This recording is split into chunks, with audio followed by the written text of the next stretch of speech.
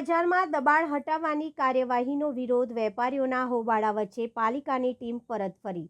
વડોદરા શહેરના સયાજીગંજ સ્થિત કડક બજારમાં મહાનગરપાલિકાની દબાણ શાખાની કાર્યવાહી દરમિયાન ભારે હોબાળો સર્જાયો હતો। દબાણ દૂર કરવા પહોંચેલી ટીમનો વેપારીઓ વિરોધ કર્યો હતો। પરિસ્થિતિ તંગ બનતા પોલીસને દોડવું પડ્યું। જુઓ આ અહેવાલ।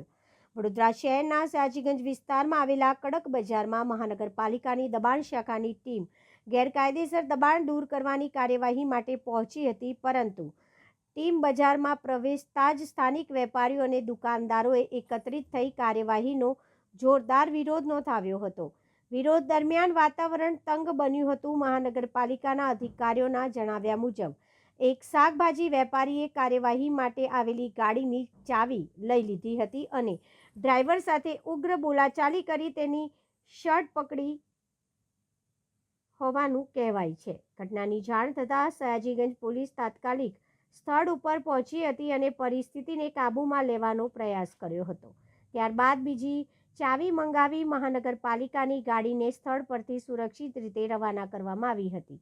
આ ઘટનાના પગલે થોડાક સમય માટે કડક બજારમાં તંગદિલીનો માહોલ સર્જાયો હતો। પોલીસે સમગ્ર મામલે જરૂરી કાર્યવાહી હાથ ધરી છે। બીજી તરફ વેપારીઓનું કહેવું છે કે તંત્રે કાર્યવાહી કરતા પહેલા યોગ્ય રજૂઆતો સાંભળવી જોઈએ, જ્યારે મહાનગરપાલિકા ગેરકાયદેસર દબાણ સામે કાર્યવાહી ચાલુ રાખવાના વલણ પર અડગ હોવાનું જણાઈ રહ્યું છે। વોર્ડ નંબર 13 કડક બજાર વિસ્તારમાં રૂટીન કામગીરીના આધારે દબાણની કામગીરી હાથ ધરી હતી અને દબાણની કામગીરી કરતા હતા એમાં કેટલાક વેપારીઓ દ્વારા ઉગ્ર બોલાચાલી કરી અને ઉપદ્રવ મચાવવાનો પ્રયત્ન એમણે કર્યો છે અને આપણે જે દબાણની ગાડી હતી એની ચાવી લઈ લીધી છે। બીજી ચાવી લાવવાની ફરજ પડી છે। ના, એવી કોઈ રજૂઆત કરી નથી એ લોકોએ।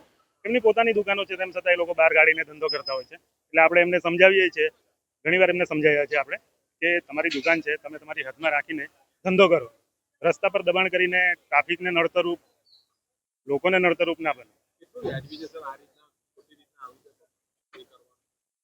આ યોગ્ય નથી, એટલા માટે આપણે ઘણી બધી વાર વેપારીઓને સમજાવ્યા છે કે આ રીતે ના કરો, કે જેથી કરીને તમને તકલીફ ના પડે અને પ્રજાને તકલીફ ના પડે।